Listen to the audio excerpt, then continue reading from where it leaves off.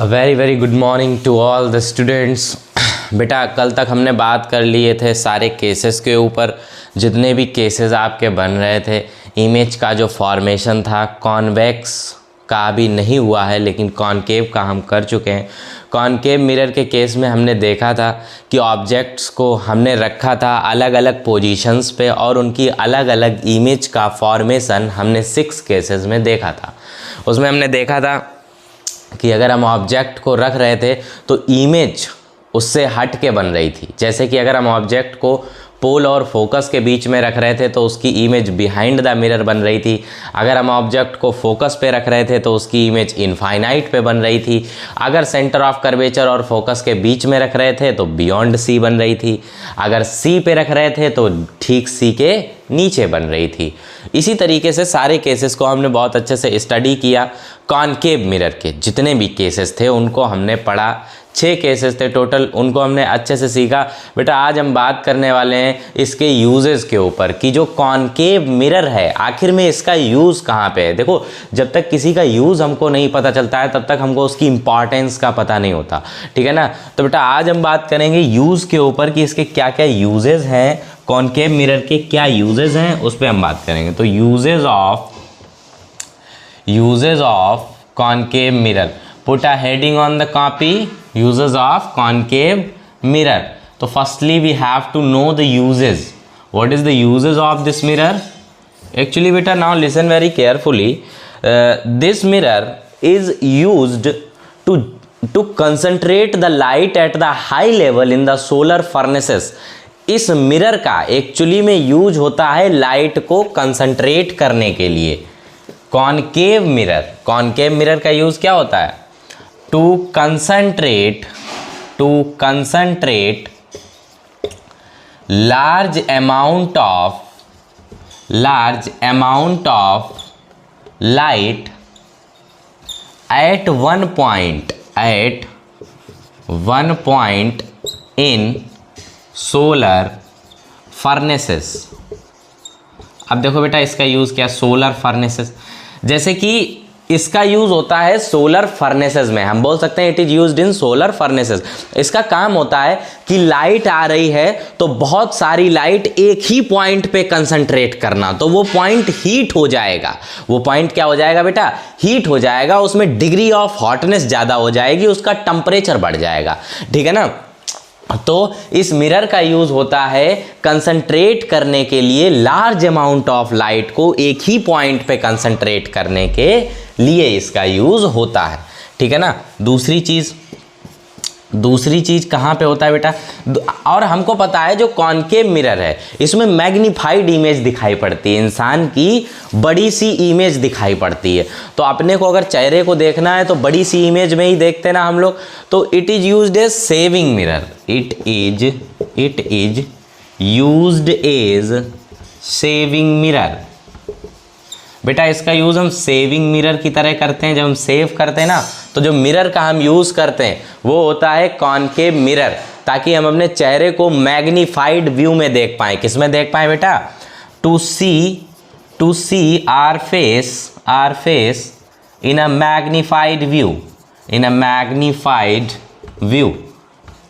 तो बेटा हम अपने चेहरे को मैग्नीफाइड व्यू में देख पाएँ, बड़ा देख पाएँ, इसलिए हम कॉनकेव मिरर का यूज़ करते हैं सेविंग मिरर के तौर पे। दूसरी चीज़ ये it is used by doctors या dentist. It is used by dentist. इसका यूज डेंटिस्ट करते हैं। डेंटिस्ट कौन होते हैं बेटा? दांतों के डॉक्टर होते हैं, ठीक है ना। अब देखो डेंटिस्ट कैसे यूज़ करते हैं, जैसे आपके दांत में कोई कमी हो गई है या दांत खराब हो गया है, डैमेज हो गया है, तो उसको देखने के लिए उन्हें बहुत बड़ा जो है व्यू चाहिए उसका। जितना छोटा आपका दांत है, जितना छोटा आपका टूथ है, इसमें वो नहीं डिफाइन कर सकते हैं, नहीं एक्सप्लेन कर सकते हैं कि क्या प्रॉब्लम है, नहीं समझ पाएंगे कि क्या प्रॉब्लम है। तो उसकी अगर बड़ी सी इमेज दिखाई पड़ेगी तो वो आसानी से समझ लेंगे ना। तो इसीलिए यहाँ पे भी किसका यूज़ होता है बेटा? कॉनकेव मिरर का यूज़ होता है। दूसरी चीज इसका यूज हेडलाइट में होता है। जो बाइक या कार में जो हेडलाइट होती हैं उसमें इसका यूज होता है। It is used in headlight and bike parts, ठीक है ना। इसका यूज़ होता है हेडलाइट में, ठीक है ना, सर्च लाइट में, ठीक है ना, सर्च लाइट। सर्च लाइट आप समझते हैं ना, जो टॉर्च होती है घर में, उसको बोलते हैं हम सर्च लाइट। क्या बोलते हैं भाई? Search light. तो इसका यूज़ होता है हेडलाइट में, या कई सारे वाहनों की जितनी भी हेडलाइट्स होती हैं सब में कॉनकेव मिरर का यूज़ होता है, ठीक है ना। अब इसका यूज़ क्यों होता है? देखो, इसका यूज़ इसलिए होता है ताकि ये लाइट को एक ही पॉइंट पे कन्वर्ज कर देता है। लाइट को क्या कर देता है बेटा? एक ही पॉइंट पे कन्वर्ज कर देता है, इसलिए इसका यूज़ होता है, ठीक है ना। तो ये चारों पॉइंट आपको क्लियर हो गए, ये चारों पॉइंट आपको क्लियर हुए, यूजेज आपको क्लियर हो गए कि कॉनकेव मिरर के क्या क्या यूजेज हैं। पहली चीज, to concentrate large amount of light at one point in solar furnaces, ठीक है ना, at a point in solar furnaces. It is used as saving mirror to see face in our magnified view. It is used by dentist. It is used in headlight and search light, ठीक है ना। इसका use, जो concave mirror का जो use है, ये कहाँ होता है बेटा? ठीक है ना, हेडलाइट में होता है, टॉर्चेज में होता है, ठीक है ना। तो कई सारी जगहों पे इसके यूजेज हैं। दूसरी चीज हम बात करेंगे साइन कन्वेंशन की। देखो भैया, साइन कन्वेंशन का सबसे सरल तरीका हमने आपको बताया था, जो भी इंसिडेंट रे के इधर तरफ होगा वो निगेटिव और उधर तरफ वाले पॉजिटिव। जरा समझ लो, ठीक है ना। साइन कन्वेंशन को समझने की थ्योरी ही बस ये है, एक ट्रिक में पूरा खत्म, ठीक है ना। अपने को पूरा लेके नहीं चलना, रटना नहीं है, ट्रिक से खत्म करना है। देखो जरा बताते हैं हम आपको।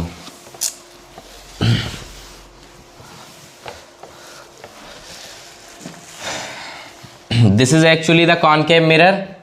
We are seeing concave mirror. ठीक है, concave mirror. This is actually the pole and this is the focus here. This is the center of curvature here. Okay बेटा, now further we are proceeding. In this, actually in this area, anything that will be there, then there will be negative, and in this area there will be positive.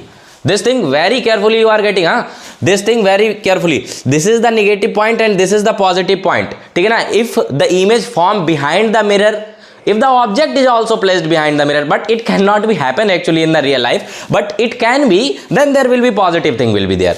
Behind the mirror anything will be formed, then this will be in the positive sign, and in front of the mirror anything will be formed, then this will be in the negative form, ठीक है ना।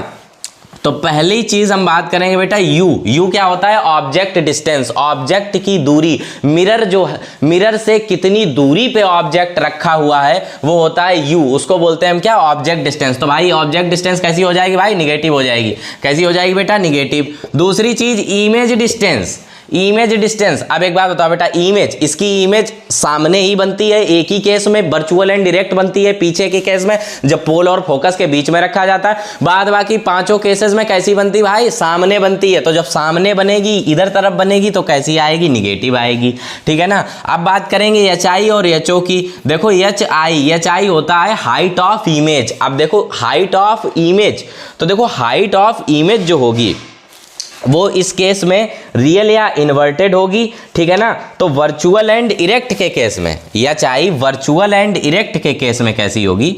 जब virtual या erect होगी, virtual and erect, जब virtual और erect होगी तब तो बेटा ये एचआई क्या हो जाएगी? पॉजिटिव, ठीक है।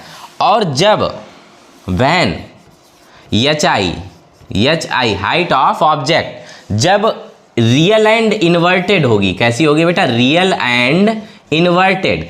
जब रियल और इन्वर्टेड होगी, इन्वर्टेड का मतलब क्या होता है भाई? उल्टी। और देखो अगर इधर तरफ कोई चीज सीधी रखी है तो ये पॉजिटिव में ली जाएगी, और इधर तरफ अगर कोई चीज नीचे की तरफ रखी है तो वो निगेटिव में ली जाएगी, ये पॉजिटिव में ली जाएगी। तो ध्यान रखो, वर्चुअल और इरेक्ट, वर्चुअल का मतलब होता है झूठी और इरेक्ट का मतलब होता है सीधी। अब अगर इरेक्ट है यानी कि सीधी है, अब इरेक्ट का मतलब सीधी है यानी पॉजिटिव, इन्वर्टेड का मतलब झुकी हुई है, नीचे की तरफ है यानी कि निगेटिव। तो इस केस में क्या हो जाएगा? निगेटिव, ठीक है ना। तो बेटा ये किस पे डिपेंड करने वाला है? इमेज के नेचर पे। अगर इमेज वर्चुअल बनेगी, तब पॉजिटिव होगा, और रियल और इन्वर्टेड बनेगी तब क्या हो जाएगा भाई? निगेटिव हो जाएगा, ठीक है। इतनी बात तुमको समझ में आती है? चलो आगे प्रोसीड करते हैं। देखो यम मैग्निफिकेशन, मैग्निफिकेशन की अगर हम बात करें तो मैग्निफिकेशन कब पॉजिटिव होगा या कब निगेटिव होगा, ठीक है ना।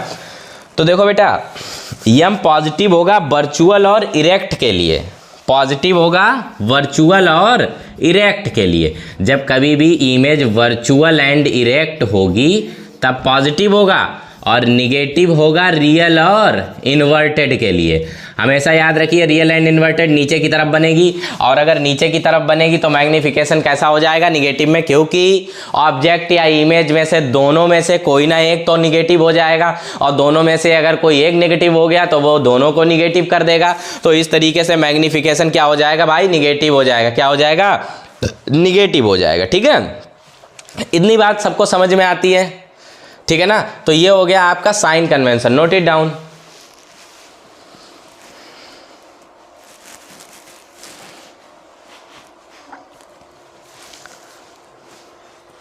चलिए पॉज करके आप नोट कर लीजिए, ठीक है ना। और बेटा बहुत बेहतरीन कॉन्सेप्ट आ रहा है, mirror formula, very very important thing in this chapter, mirror formula, ठीक है ना।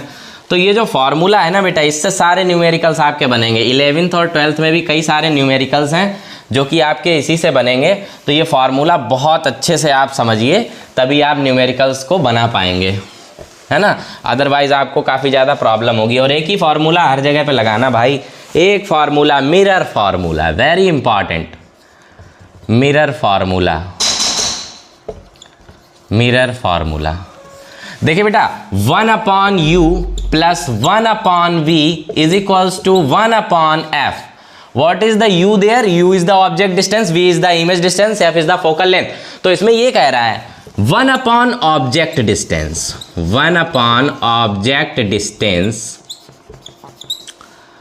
Plus 1/ image distance, 1/ image distance is equals to 1/ focal length, focal length.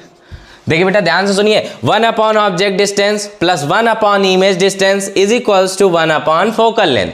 तो इसमें यह कह रहा है जो ऑब्जेक्ट की डिस्टेंस है और जो इमेज की डिस्टेंस है, इन दोनों को अगर मिला दिया जाए तो ये फोकल लेंथ के बराबर होंगी। किसके बराबर होंगी, फोकल लेंथ के बराबर होंगी। यही एक्चुअली में बेटा रिलेशन है मिरर फॉर्मूला का, कि 1/u plus 1/v is equals to किसके बराबर है, 1/f के बराबर है। यानी कि object distance plus image distance का सम ही क्या होता है भाई, फोकल लेंथ होता है। ठीक है, इतनी बात तुमको समझ में आती है, ठीक है ना बेटा। और यही एक इंपॉर्टेंट केस है आपका, इसी से सारे न्यूमेरिकल्स बन जाएंगे। तो हमेशा याद रखिए, इस फार्मूले को रट लीजिए, कुछ भी करिए, कैसे भी याद रखिए। 1/u plus 1/v is equals to 1/f, 1/u plus 1/v is equals to 1/f, ठीक है ना। तो इसको अच्छे से देखिए आप लोग, ठीक है। अब हम बात करेंगे, देखो बेटा ये फॉर्मूला जो है, इससे आगे बहुत सारे न्यूमेरिकल्स बनेंगे, ठीक है। तो इसको नोट कर लीजिए पहले तो आप पॉज करके, ठीक है। और देखो बेटा अब हम बात करेंगे लीनियर मैग्निफिकेशन के ऊपर, बेहद ही अच्छा कॉन्सेप्ट है linear magnification.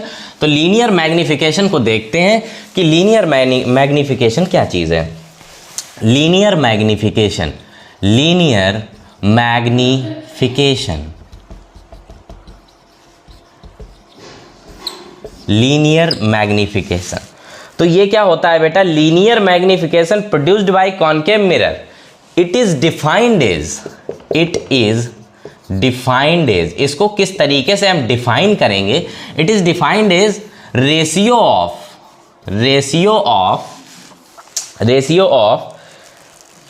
Height of image, ratio of height of image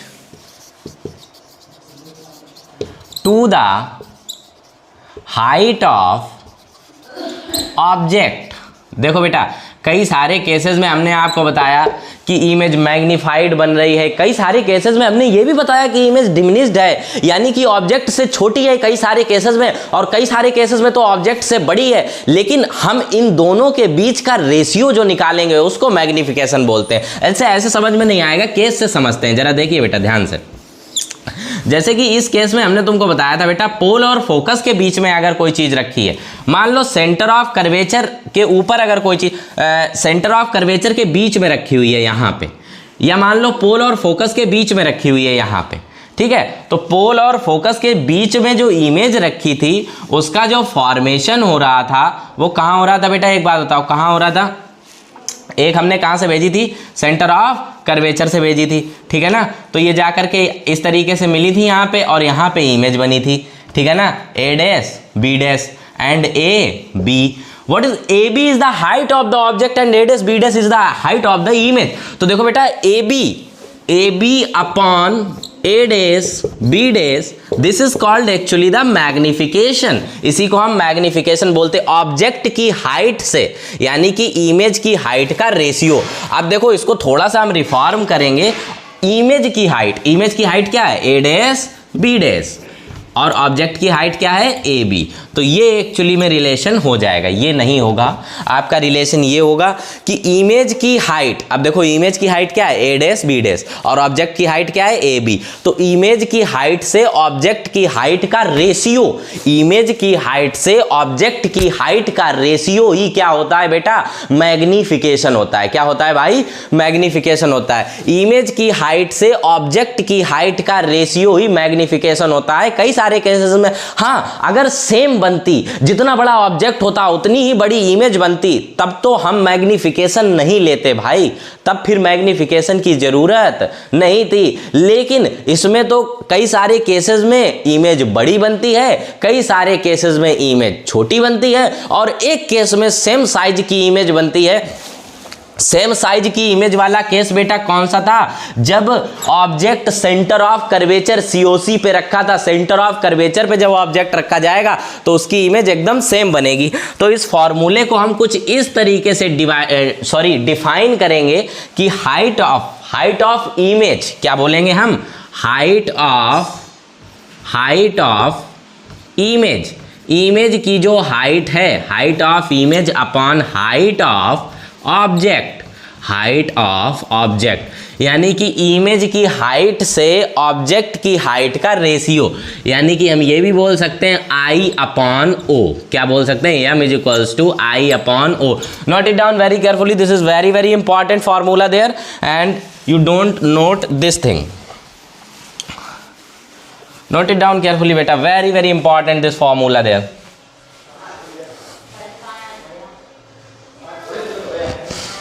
और बेटा आप पॉज करके नोट कर लीजिए, ठीक है ना, बिकॉज टाइम कम है, तो हम और भी कई सारी चीज़ें हमको डिस्कस करना है इस केस में। अच्छा देखो, एक बहुत इंपॉर्टेंट रिलेशन और है, बहुत ही मज़ेदार, मतलब एकदम मज़ा आ जाएगा आपको। देखो ध्यान से, m is equals to height of image HI upon HO, height of object एक ही बात है, height of image upon height of object HI upon HO। बेटा ये बराबर होता है V अपॉन U के, माइनस इसलिए क्योंकि सामने बन रहा है। अब देखो V अपॉन U क्या है, ऑब्जेक्ट क्या है भाई, image distance upon object distance. तो ये जो इमेज की जो हाइट है ये किसके बराबर होती है, इमेज डिस्टेंस के बराबर होती है, और ऑब्जेक्ट की जो हाइट होती है वो ऑब्जेक्ट डिस्टेंस के बराबर होती है, यानी जितनी डिस्टेंस पे होगा उतना ही उसका हाइट बनेगा, ठीक है ना। इससे हमको एक केस और पता चल जाता है, वेरी इंपॉर्टेंट रिलेशन देयर। इस रिलेशन का यूज हम कई सारे न्यूमेरिकल्स में करेंगे, ठीक है ना। तो नोट कर लीजिए बेटा आप लोग।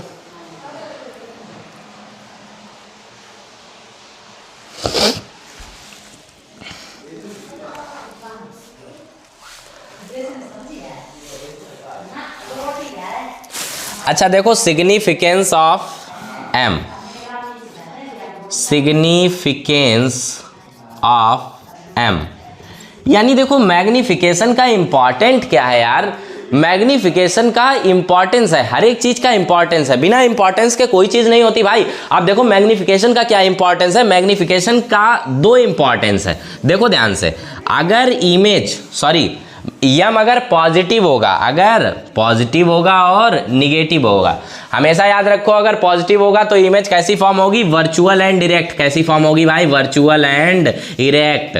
किसी को भी बता दो, सब बता देंगे कैसी बनेगी, वर्चुअल एंड डायरेक्ट। इसमें क्या बनेगी, real and inverted, real and inverted. इसमें जो इमेज का फॉर्मेशन होगा कैसा होगा भाई, रियल एंड इन्वर्टेड। निगेटिव में कैसा होगा, रियल एंड इन्वर्टेड। पॉजिटिव में कैसा होगा, वर्चुअल एंड इरेक्ट होगा। तो हमेशा याद रखिए मैग्निफिकेशन का एक ह्यूज इंपॉर्टेंस है, यानी कि मैग्निफिकेशन निकाल के हम इमेज का फॉर्मेशन पता कर सकते हैं कि इमेज रियल एंड इन्वर्टेड बनेगी या वर्चुअल एंड डायरेक्ट बनेगी। अगर पॉजिटिव आ रहा है, मैग्निफिकेशन को सॉल्व करने के बाद में उसकी न्यूमेरिकल वैल्यू अगर पॉजिटिव आ रही है तो इमेज का फॉर्मेशन वर्चुअल एंड इरेक्ट होगा। अगर वैल्यू निगेटिव आ रही है तो रियल एंड इन्वर्टेड होगा। अगर वैल्यू निगेटिव है तो रियल एंड इन्वर्टेड होगा, अगर वैल्यू पॉजिटिव है तो वर्चुअल एंड इरेक्ट होगा। इतनी बात तुमको समझ में आती है, ठीक है ना।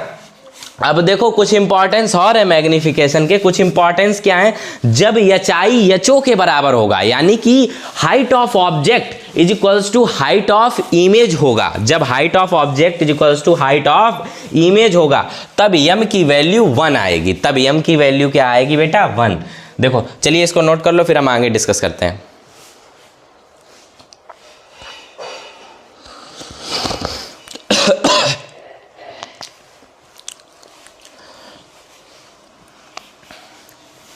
देखिए बेटा आगे देखिए, ये केस हैं, इनको समझना बहुत ज़्यादा इम्पॉर्टेंट है भाई। देखो यम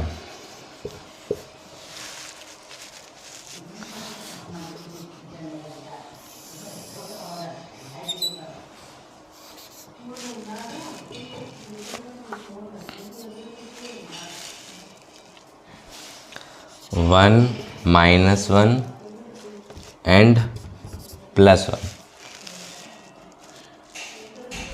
H I is equals to H O, H1 H I is equals to H O, ठीक है ना।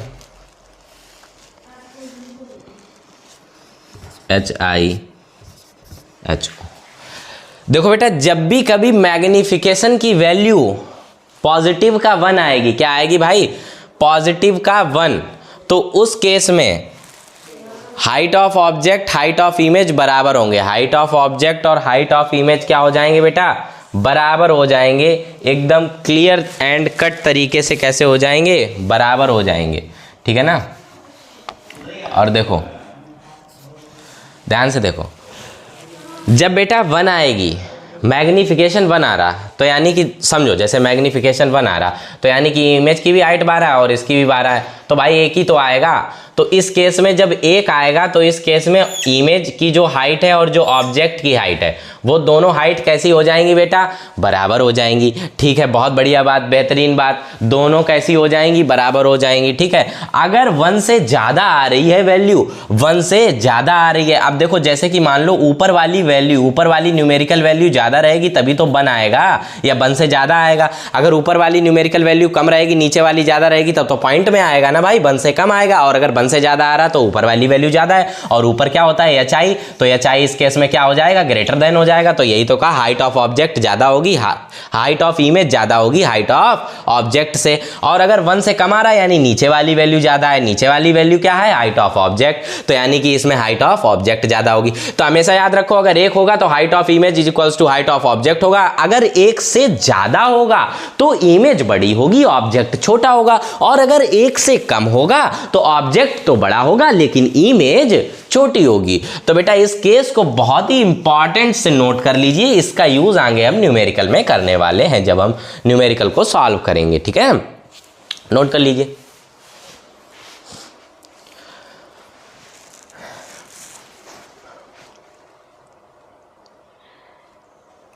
I hope so you note it down, and if you don't note down then pause the video and note it down, okay, because we have less time, so we have to complete actually the full topic, that is reflection, so we have to proceeding faster.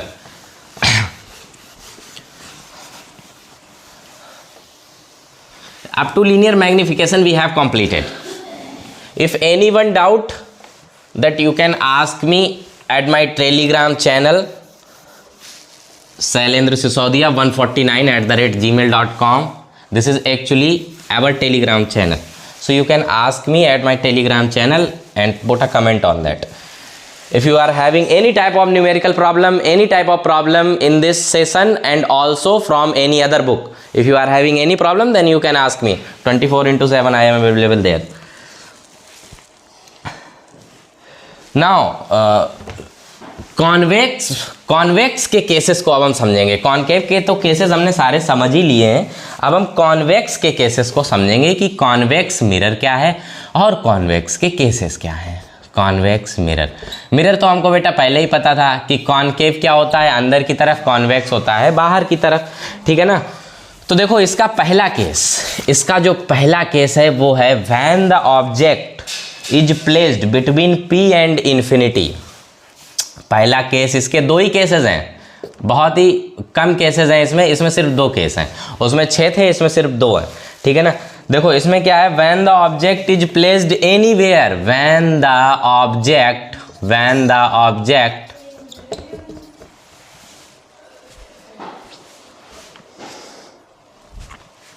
when the object is placed anywhere between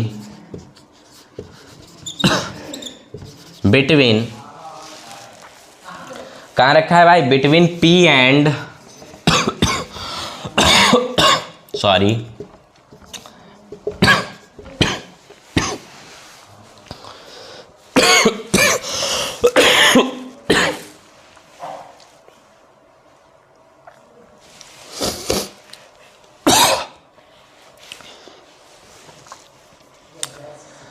तो बेटा इस case में जो object है वो कहाँ रखा है, P और इनफाइनाइट के बीच में। तो चलो ऑब्जेक्ट को रखते हैं P और इनफाइनाइट के बीच में, फिर देखते हैं क्या होता है आगे, ठीक है ना। यानी कि पोल और इन्फिनिटी के बीच में रखा हुआ है हमारा क्या भाई, ऑब्जेक्ट, ठीक है ना। चलो देखते हैं, ये तो हो गया बेटा पोल, ये हो गया फोकस, ये हो गया सेंटर ऑफ कर्वेचर, ठीक है ना। और ऑब्जेक्ट एक्चुअली में कहाँ रखा है, पोल और इन्फिनिटी के बीच में कहीं पे भी रखा है, सेंटर ऑफ कर्वेचर से कोई मतलब नहीं, पोल और इन्फिनिटी के बीच में कहीं पे भी रखा है। मान लो माने ले रहे ऑब्जेक्ट यहाँ पे रखा है, ठीक है। ऑब्जेक्ट कहाँ रखा है, यहाँ पे ऑब्जेक्ट रखा हुआ है। इसको थोड़ा और बड़ा बना लेते हैं। ऑब्जेक्ट यहाँ पे रखा हुआ है, प्लेस्ड है ऑब्जेक्ट, ठीक है। तो ऑब्जेक्ट से 2 रेज जाएंगी, एक तो पैरेलल जाएगी, एक रे कैसी जाएगी, पैरेलल जाएगी, और एक रे सेंटर ऑफ कर्वेचर को जाएगी, तो वो सेंटर ऑफ कर्वेचर से ही वापस आ जाएगी। जो रे COC पे जाती है वो COC से वापस आती है, और जो रे प्रिंसिपल एक्सिस के पैरेलल होती हैं वो रेज कहाँ जाती हैं भाई, फोकस पे जाती हैं, ठीक है ना। तो ये प्रिंसिपल एक्सिस के पैरेलल है तो ये कहाँ जाएगी, इधर तरफ फोकस पे जाएगी, ठीक है। तो फोकस हम बना लेते हैं, this is the focus there and this is the centre of curvature there, ठीक है ना। तो देखो ये वाली जो रे है ये तो सीधी कहाँ पे गिरेगी आके भाई, फोकस पे गिरेगी, ठीक है। और ये रे कहाँ जाएगी, सेंटर ऑफ कर्वेचर पे जाएगी, ठीक है ना, सेंटर ऑफ कर्वेचर पे जाएगी, ठीक है। तो इमेज का फॉर्मेशन यहाँ होगा, ये A है, ये B है, ये A' है और ये B' है, ठीक है ना। तो देखो बेटा इमेज का फॉर्मेशन कुछ यहाँ पे होगा। दूसरी चीज लोकेशन क्या होगी, लोकेशन होगी बिहाइंड द मिरर, लोकेशन होगी इसकी भाई, इमेज की लोकेशन क्या होगी, बिहाइंड द मिरर, मिरर के पीछे बनेगी, मिरर के पीछे बनेगी, बिहाइंड द मिरर। ये तो हो गई भाई लोकेशन, है कहाँ पे, बिटवीन P एंड F, पोल और फोकस के बीच में बनेगी, कहाँ बनेगी, पोल और फोकस के बीच में बनेगी।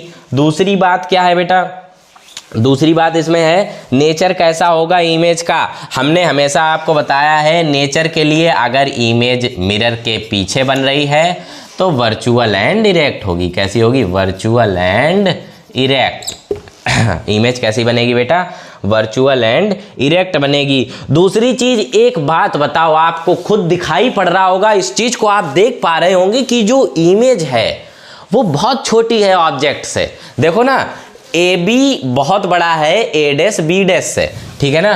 तो यानी कि इसमें इमेज कैसी हो गई, छोटी हो गई है, इमेज कैसी हो गई है भाई, छोटी हो गई है। तो यानी कि image is diminished, image is diminished.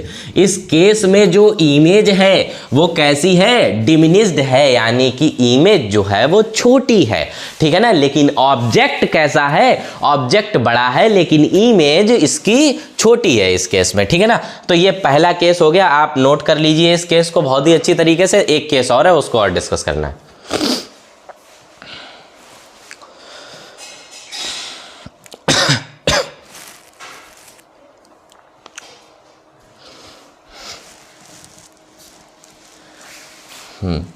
तो एक नेक्स्ट केस और है। कॉन्वेक्स में बेटा 2 ही केसेस हैं बस।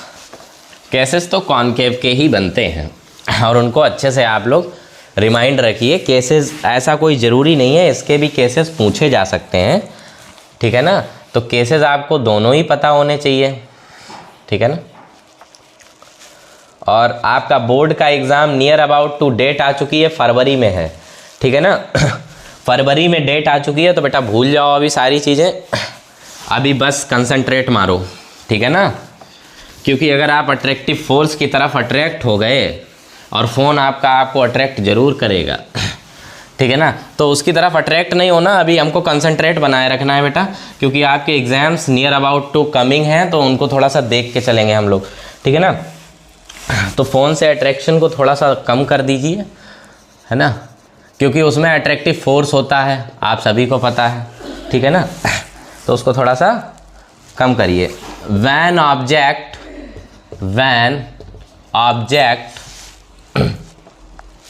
इज प्लेस्ड एट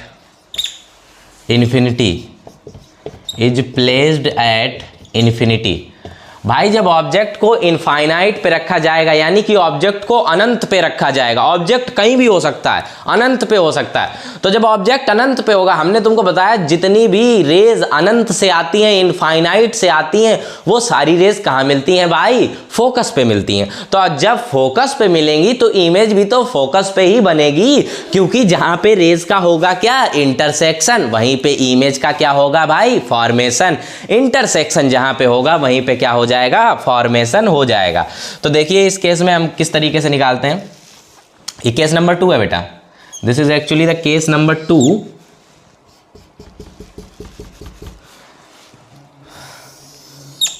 ठीक है, अब देखो यहां पे जो रेज हैं वो कहां से आ रही हैं? इनफाइनाइट से आ रही हैं, इनफाइनाइट से।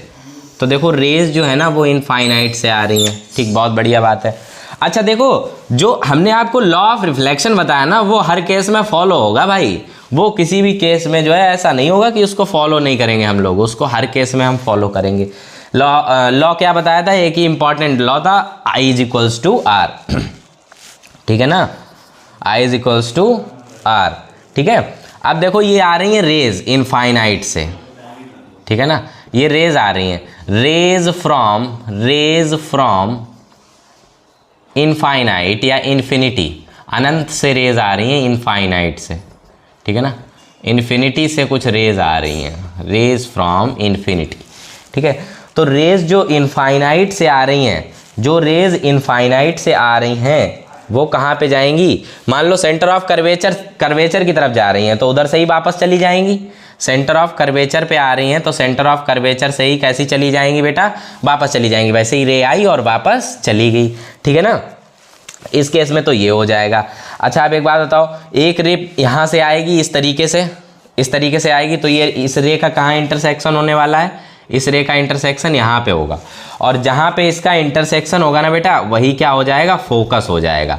तो ये रे कहाँ पे एक्चुअली में मिलेंगी? फोकस पे मिलेंगी। फोकस पे इनका इंटरसेक्शन होगा, तो हम इसको बोलेंगे A डैश B डैश। ये क्या बन जाएगी? हमारी इमेज बन जाएगी। और जो ये रेज आ रही हैं वो इनफाइनाइट से आ रही हैं। तो कहोगे सर ये A डैश B डैश तो हमको मिल गया, लेकिन A B कहाँ है? ऑब्जेक्ट कहाँ है? ऑब्जेक्ट को मैं दिखाऊं कैसे बेटा? ऑब्जेक्ट तो इनफाइनाइट पे है, इसलिए ऑब्जेक्ट को हमने लिखा नहीं है, क्योंकि ऑब्जेक्ट तो अनंत पे है, वो हमको दिखाई नहीं पड़ रहा, बहुत दूर है, उसको हम A B कहाँ लेके जाएंगे? तो इसीलिए हमने सिर्फ A डैश B डैश लिया है। और देखो इस केस में आप सीधे सीधे बताओ, अच्छा लोकेशन बताओ क्या है? लोकेशन क्या है भाई इसकी लोकेशन है, इमेज का फॉर्मेशन हो रहा है बिहाइंड द मिरर। और हमेशा याद रखो बिहाइंड द मिरर होता है तो कैसी बनती है?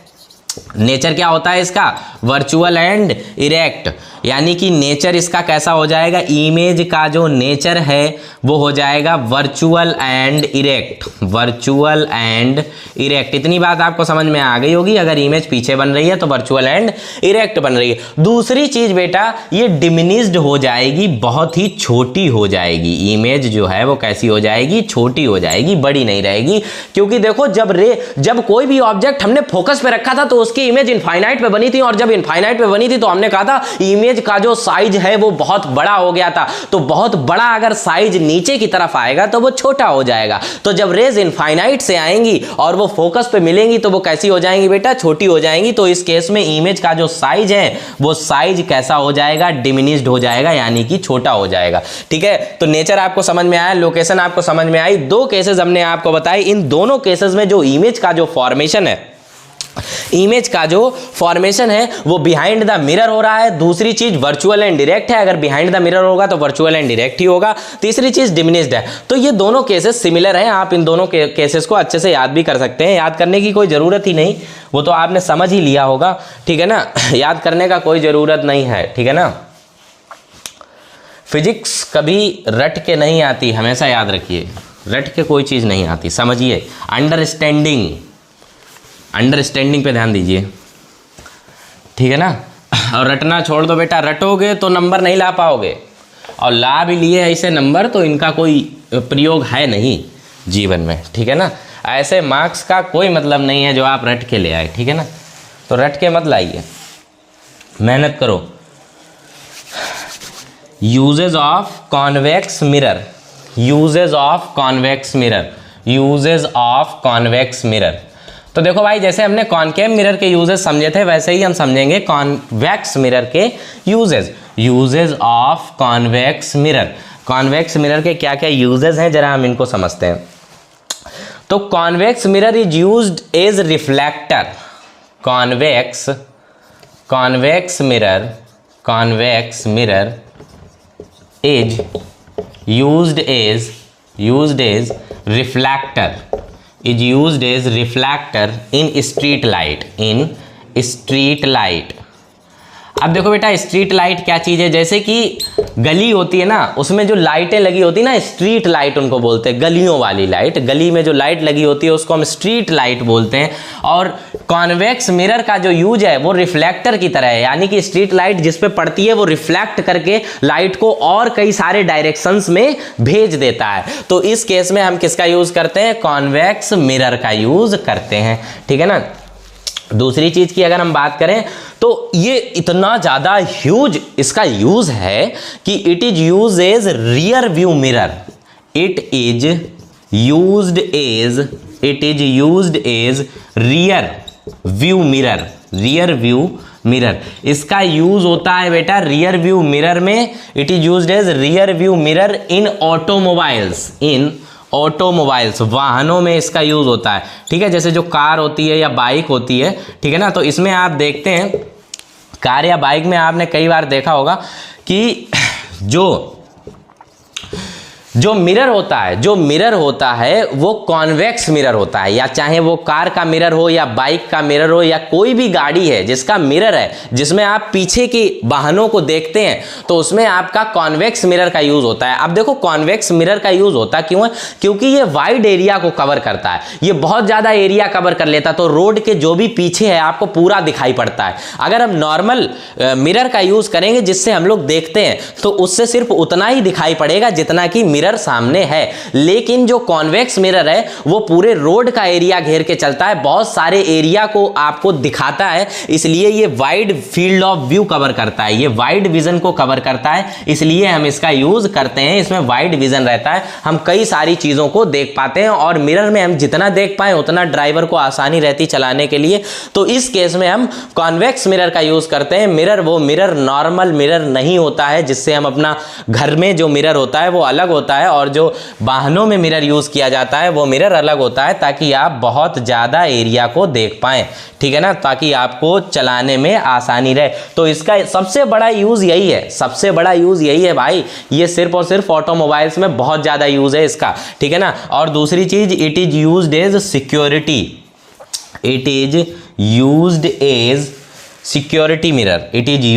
Security mirror. आप देखो सिक्योरिटी मिरर कैसे, जैसे कि कई सारे मिरर्स होते हैं जिनमें आप चीज़ों को देख पाएं। ठीक है ना, मिरर छोटा सा है लेकिन उसमें बहुत सारी चीज़ें आप देख पाते हैं, तो ऐसे मिरर कॉन्वेक्स मिरर होते हैं। और सिक्योरिटी मिरर के लिए इसलिए लगा देते हैं, कहीं आप दुकान में देखेंगे तो वहाँ पर आपको ये मिरर्स लगे हुए मिलेंगे ताकि लोग जो है चोरी ना कर लें, इसलिए लोग लगाते हैं इन सिक्योरिटी मिरर्स की तरह। इस कॉन्वेक्स मिरर का यूज़ होता है। ठीक है ना बेटा। तो आज हमने पूरा कॉन्सेप्ट रिफ्लेक्शन का पूरा बेहतरीन कॉन्सेप्ट समझ लिया है। 2 क्लासेस में हमने आपको रिफ्लेक्शन का कॉन्सेप्ट बताया है। इसके रिगार्डिंग जो इसके न्यूमेरिकल्स हैं वो हम अगली क्लास कल डिस्कस करेंगे। कल इसके सारे न्यूमेरिकल्स को हम अच्छी तरीके से बेहतरीन तरीके से डिस्कस करेंगे, ठीक है ना बेटा। तो आज आपका पूरा concept I hope so clear हो गया होगा। Any type of query regarding this you can ask me at my telegram channel और in the comment box also, ठीक है ना बेटा। तो इसको आप कंप्लीट कर लीजिए। कॉन्वेक्स मिरर के सारे केसेस को हमने आपको बता दिया, कॉनकेव मिरर के केसेस को बता दिया, हमने आपको रिफ्लेक्शन का फेनोमेना बता दिया। अब हम कल बात करेंगे इसके न्यूमेरिकल के ऊपर, देन हम रिफ्रैक्शन की बात करेंगे, उसके बाद फर्दर नए चैप्टर की बात करेंगे, ठीक है। तब तक के लिए इतना ही, ओके।